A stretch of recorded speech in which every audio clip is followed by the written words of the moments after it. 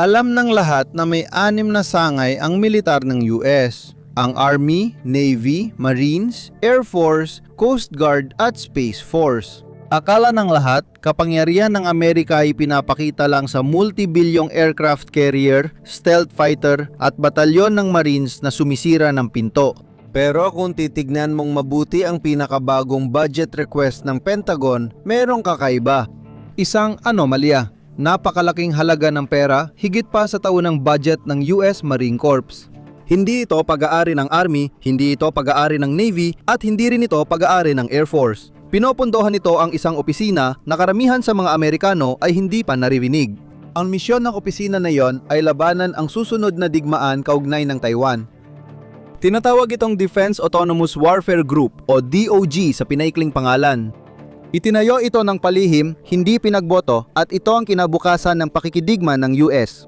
Ang tanong ay hindi kung gumagana ito, kundi kung sinong sinusulod nito kapag gumana na. Nang inilabas ng Pentagon ang halos $1 trilyong na budget para sa fiscal year 2027, mas malaki pa sa GDP ng Switzerland, agad tumuon ang mga defense reporter sa bahagi ng mga carrier at fighter jet. Sinuri nila ang mga kabuuan at umuwi. Ngunit sa dokumentong yon, may nakatagong item na di inaasahan. Binabawasan ang F-35 program sa mahalagang bahagi. Mas naantala ang konstruksyon ng carrier.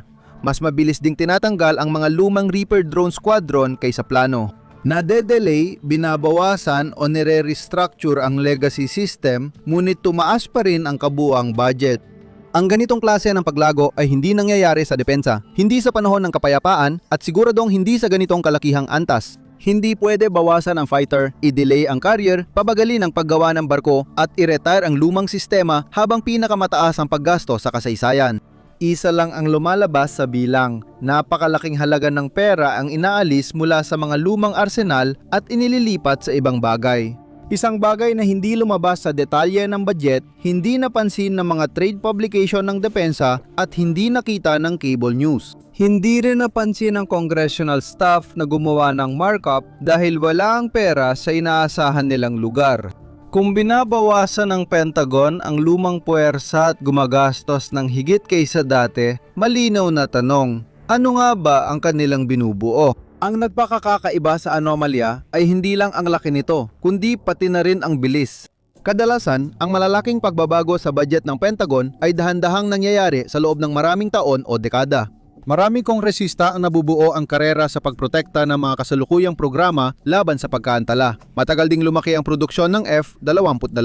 Matagal bago nabigyang katwiran ang Ford class at ang pagkansela ng lumang sistema ay madalas mauwi sa matinding labanan sa politika. Pero ang perang ito ay gumalaw ng kakaiba, parang naniniwala ang Pentagon na naubusan na ng oras. Binabago nito ang kahulugan ng budget dahil ang burokrasya ay lumilihis lang sa nakasanayan kapag may matinding kabiguan o nalalapit na banta. Bawat dolyar sa Pentagon ay may tiyak na pupuntahan. Lahat ng departamento mula Army, Space Force hanggang Coast Guard ay may sariling bahagi. Pero ang Special Operations Command o SOCOM ay kakaiba. Pinamumunuan nito ang pinakasensitibong mga misyon ng bansa, kontra-terorismo, pagsagip ng bihag at direktang aksyon laban sa mga high-value target. May sariling mga kapangyarihan sa pagkuha at sarili nitong mga proseso ng procurement. May mahabang kasaysayan ng paggamit ng mga sistemang tanging mga nasa loob lang ng institusyon ang nakakaalam hanggang sa lumipas ang ilang taon. Nakatago sa loob ng command na yon, may isang opisina na may budget na $200 at $25.7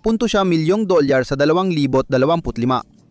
Para sa fiscal year 2027, humiling ang Pentagon ng $54.6 bilyong para sa parehong opisina. At hindi typo ang letrang B na yan. Yan ay 24,000% na pagtaas sa loob lamang ng isang budget cycle, 12 buwan lang.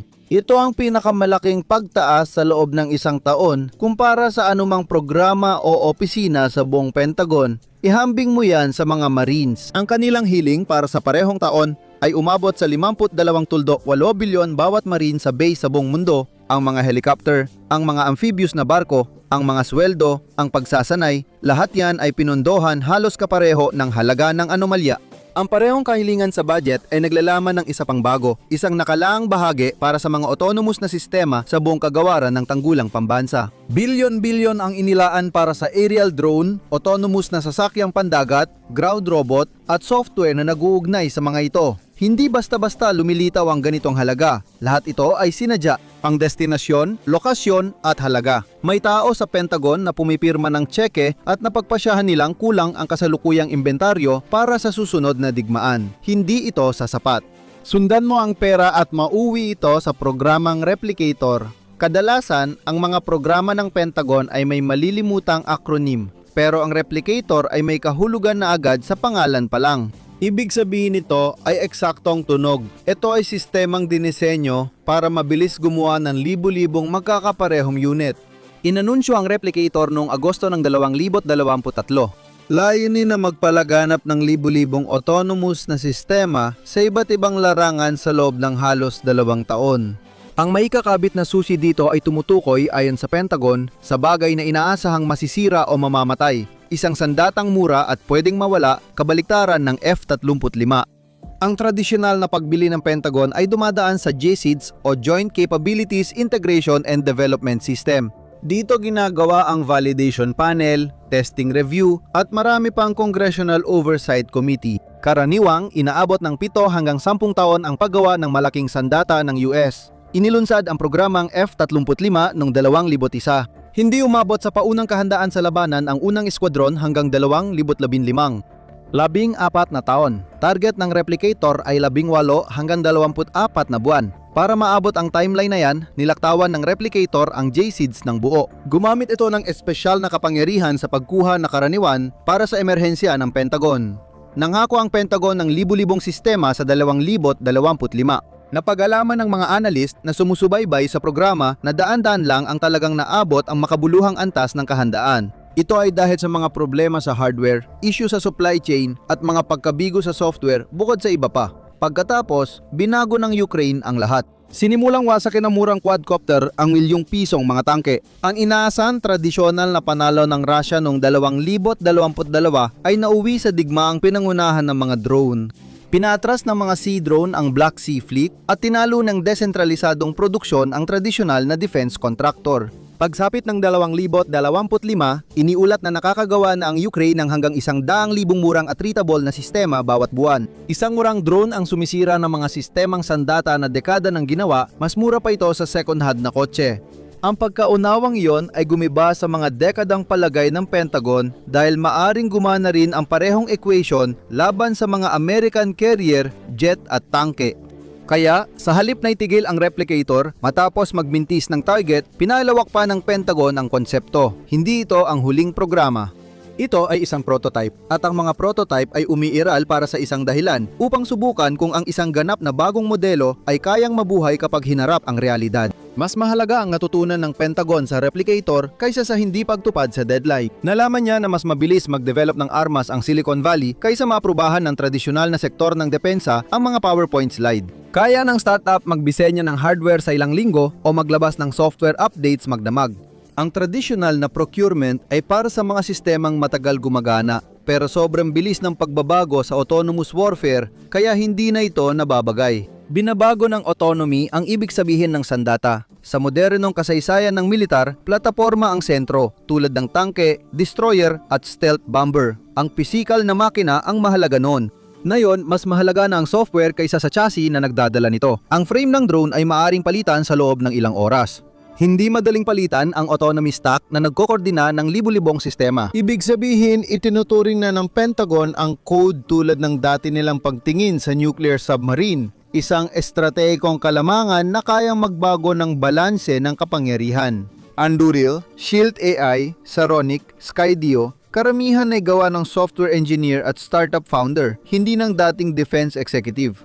Pinakamalino na halimbawa ang Anduril. Itinatag noong 2017 ni Palmer Lakey matapos ibenta ang Oculus sa Facebook, agad na lumipat ang kumpanya mula sa virtual reality papunta sa teknolohiyang pangdepensa. Sa ilang taon, nanalo ito ng mga kontrata mula daandang milyon hanggang bilyon. Noong Marso 2026 iginawad ng hukbong katihan kay Anduril ang enterprise agreement na nagkakahalaga ng hanggang 20 bilyong dolyar sa loob ng 10 taon. Hindi nakasentro ang kumpanya sa mga carrier o tangke. Ang pangunahing produkto ay isang software na tinatawag na Lattice. Dinisenyo ito para pagsama-samahin ang sensor feed mula sa drone, radar, satellite, kamera at autonomous platform sa isang operational na larawan. Coordination layer para sa swarm. Gumagawa ang Saronic ng autonomous na barko. Nagde-develop ang Shield AI ng AI pilot. Pinalawak ng Skydio ang produksyon ng tactical na drone matapos itigil ang paggamit ng sistemang gawa sa China. Sama-sama, lumika ang mga kumpanyang ito ng bago para sa Pentagon. Isang parallel na base ng industriyang depensa na inangkop para sa autonomong pakikidigma, hindi sa procurement cycle ng Cold War.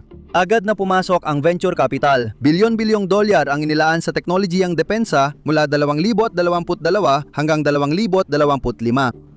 Ang mga pondo dating para sa consumer app ay lumipat sa startup ng autonomong pakikidigma.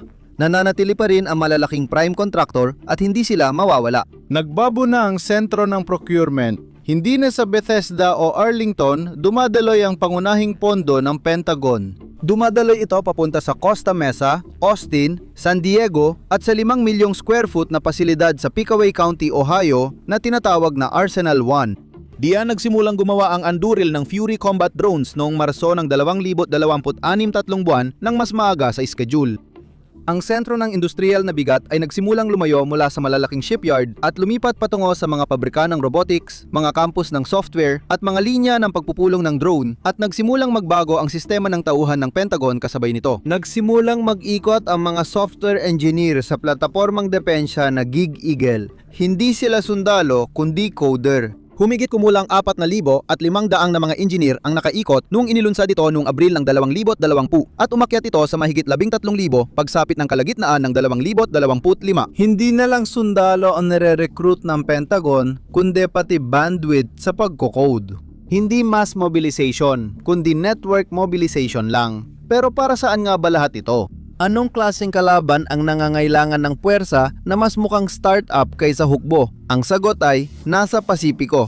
Sa loob ng dekada, inisip ng mga Amerikanong tagaplano na ang Pasipiko ay teritoryo ng US Navy. Ang ikapitong hukbong dagat ang namayani sa mga katubigang yon mula 1,900 at 45 ngunit nawala ang paniniwalang ito noong 2018. Ngayon, ang China ay may pinakamalaking hukbong dagat sa mundo na may mahigit 370 barko habang ang Estados Unidos ay mas mababa sa 300. Palaki ng palaki ang agwat taon-taon. Ang mga shipyard ng China ay kayang gumawa ng isang destroyer sa halos kalahati ng oras kumpara sa mga shipyard ng Amerika. Pero hindi talaga bilang ng barko ang tunay na problema. Ang missile ang problema. Ilang taon ding ginugol ng China sa pagdevelop ng mga anti-ship ballistic missile ang DF-21D at DF-26. Dinisenyo ang mga ito para tamaan ng aircraft carrier sa gitna ng dagat mula mahigit 1,000 milya ang layo. Kung gumana ang mga missile ayon sa plano, mabilis na magiging target ang bawat Amerikanong carrier malapit sa Taiwan sa oras ng malaking digmaan. Libo-libo ang mandaragat sa 4th class carrier kaya malaking trahedya ang mawalan ng isa. Kaya tumigil ang Pentagon sa pakikipagsabayan ng barko sa China. Ginagawang hindi maiwasan ng heograpiya ang bitag dahil ang Taiwan ay nasa halos 100 milya mula sa baybayin ng mainland China. Ang armadang tatawid sa kipot ay nakakaroon ng sandaling kahinaan bago makapagtatag ng beachhead. Nahihirapan ang tradisyonal na paglalatag ng puwersang Amerikano sa loob ng saklaw ng mga misil at habang lumalapit ang puwersang Amerikano sa Taiwan, mas lantad sila sa panganib. Habang mas malayo sila, mas mahirap silang makialam agad. Hindi na gumagana ang lumang modelo dahil sa heograpiya. Dami lang ang makakapuno sa agwat. Hindi na naghahanda ang Estados Unidos na manalo sa Pasipiko gamit lang ang mga aircraft carrier. Inihahanda nitong punuin ng mga makina ang garangan ng labanan. Noong Hunyo ng 2024, inilarawan ni Admiral Samuel Paparo ang estratehiya sa publiko gamit ang isang parirala, Hellscape. Gusto kong gawing isang hellscape na walang tao ang Taiwan Strait.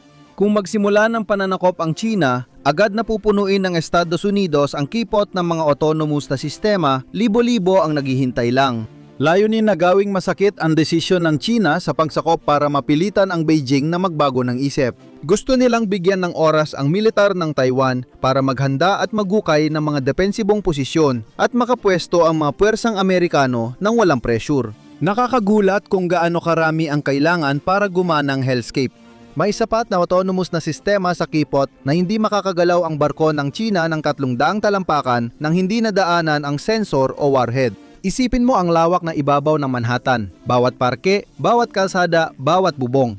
Ngayon, takpan mo ang bawat pulgadang parisukat ng islang iyon ng isang patong ng maliliit na autonomous na makina na napapalitan kada 10 minuto.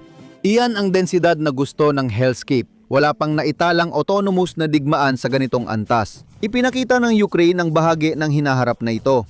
Ginawang industrial na sistema ng hellscape ito na nagdudulot ng bagong kagamitang militar at nagpapanatili ng bilis ng makina.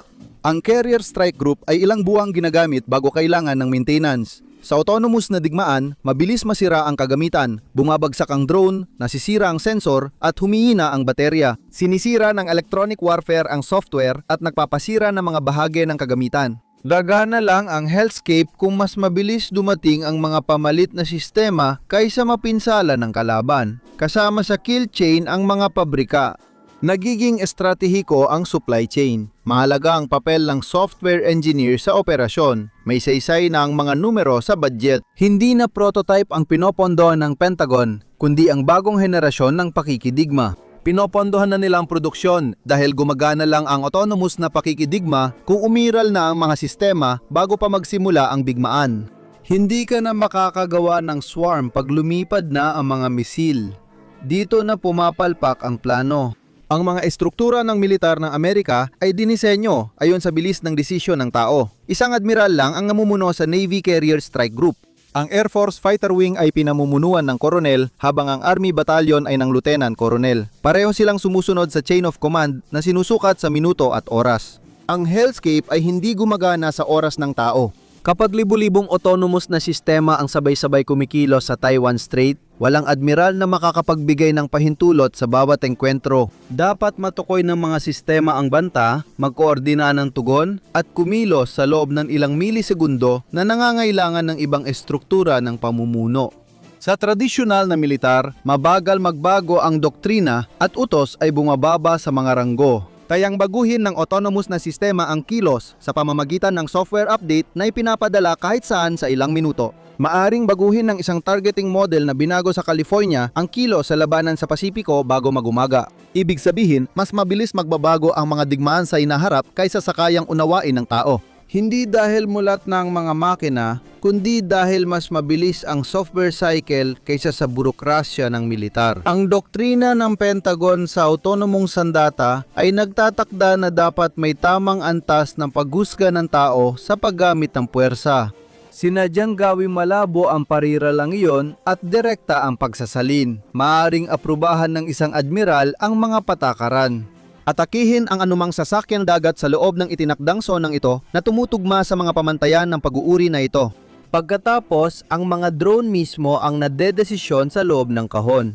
Ito lang ang paraan para mabilis gumana ang swarm warfare. Malayo ito sa paraan ng paggamit ng Estados Unidos ng nakamamatay na puwersa sa kasaysayan nito. Ngunit may legal na problema. Ang pagbuo ng bagong sangay ng sandatahang lakas ng US ay kailangan ng batas mula sa Kongreso, hindi executive order o utos ng Pentagon, kundi panukalang batas na aprobado ng parehong kapulungan at pinirmahan ng Pangulo. Ang pinakahuling halimbawa ay ang Space Force noong Disyembre ng 2019. Walang katumbas na batas para sa mga autonomous na puwersa ng digmaan. Walang pampublikong pagdinig o plenaryong botohan na nagtatag ng ikapitong sangay at walang formal na autorisasyon ng serbisyo. Gayunpaman, inihanda na ng Pentagon ang budget.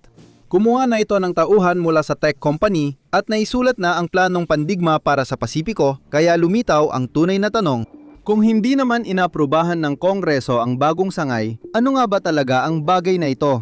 Ang sagot ay nakatago sa mga organizational chart ng Department of Defense. May paraan ang Pentagon. Joint Task Force ang tawag dito, isang pamunuan na hindi kailangan ng pag-apruba ng Kongreso. Ganito rin ginawa sa Joint Special Operations Command noong 1980.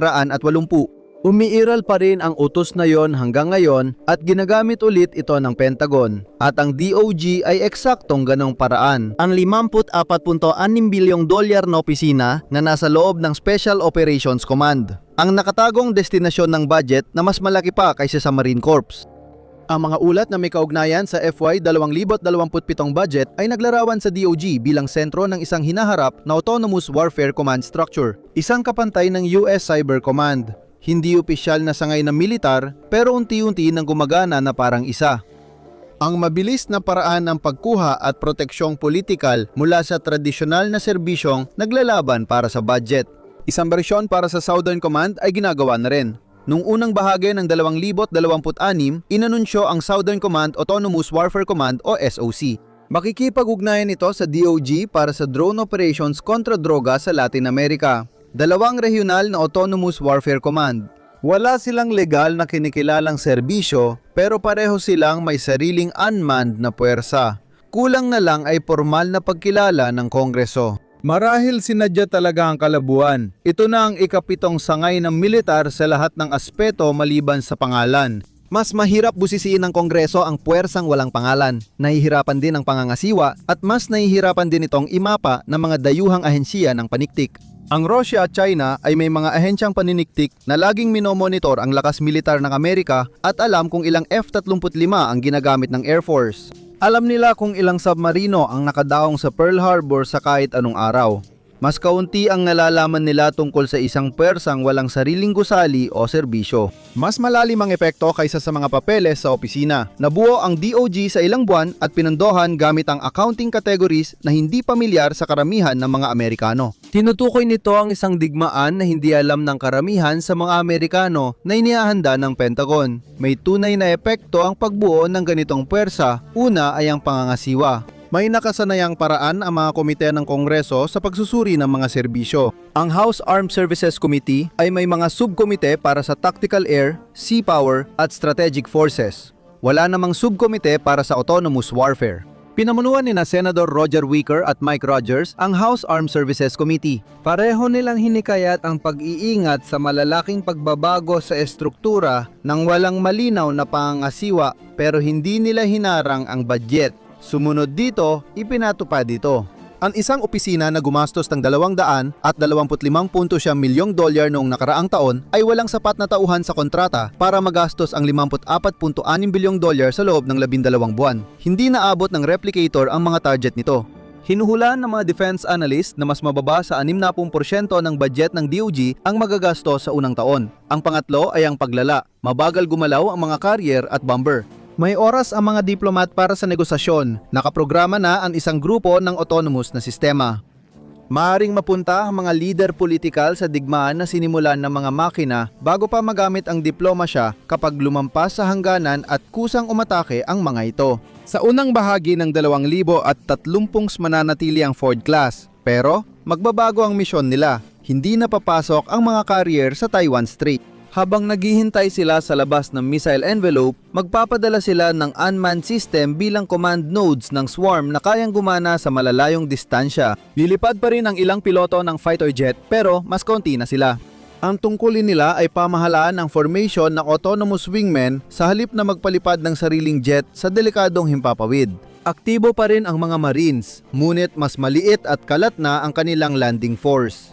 Mapapapalibutan sila ng autonomous reconnaissance na nakakaramdam at tumutugon sa banta bago pa makalapag ang marino sa dalampasigan. Pero nagbago na ang sentro ng bigat.